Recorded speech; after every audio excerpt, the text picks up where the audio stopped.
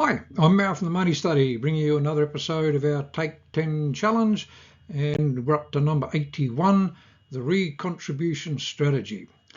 Before we kick off, there's the disclaimer: facts and figures, information only. This is not advice in today's video. The Recontribution Strategy.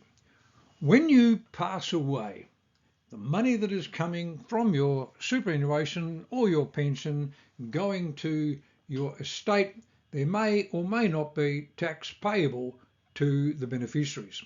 It literally comes down to who is the money going to? Who have you nominated in your super or your pension account?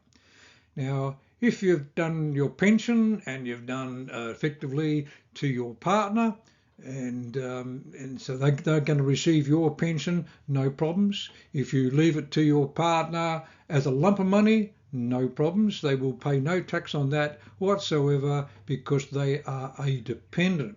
If, however, you leave it to a non-dependent, so we're basically talking about perhaps leaving it to your children and they're over 18, then effectively they are a non-dependent and therefore they will pay tax on it.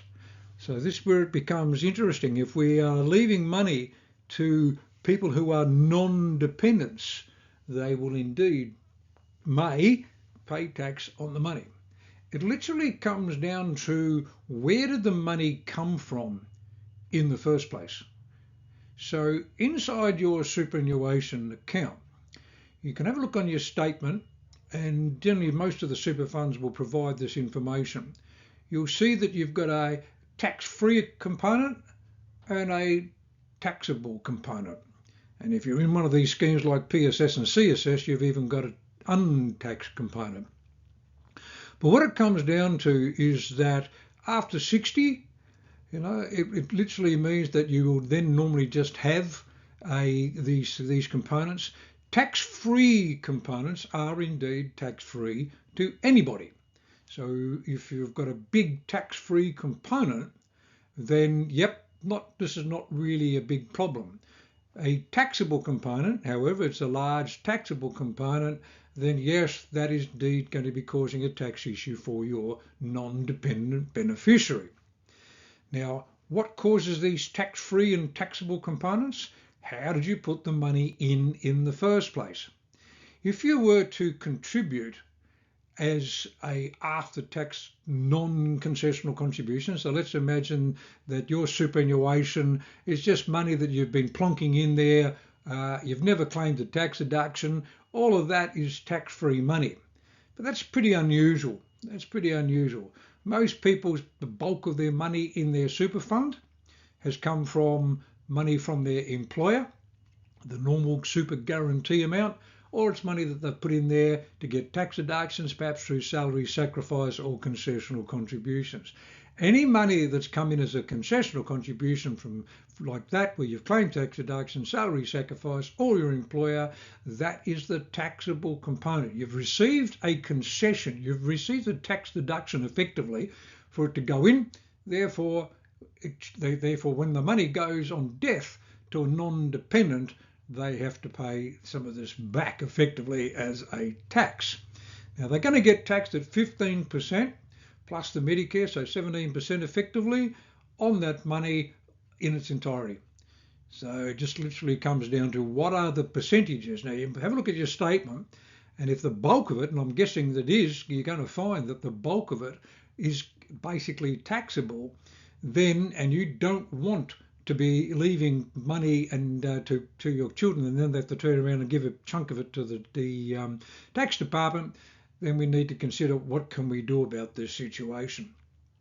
So first of all, if you have a partner, don't leave money to your children if you've got a partner.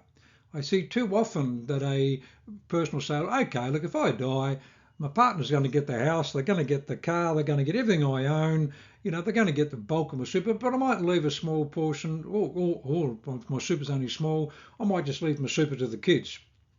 Just so that, it's something to say that, that I've done the right thing and they'll remember me because I gave them my super.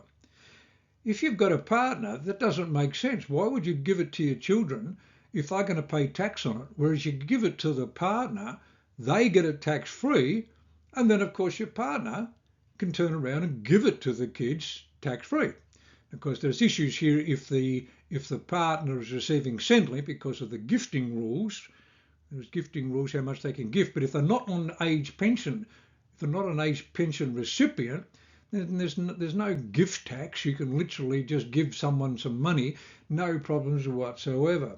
So the scenario there is obviously depending on whether they're on age pension or not, whether it'd be more sensible just to leave it to the partner and say, like, okay, you're going to get this money, but would you actually give the money to the kids? Now, of course, if you can't trust your partner to give the money to the kids, or get yourself a new partner, you might want to write it down somewhere. But look, in theory, surely we can just ask our partner to say, okay, you're going to get this money, you're going to do okay. Can you give the kids 10 grand or whatever you're intending to do from the top of that money?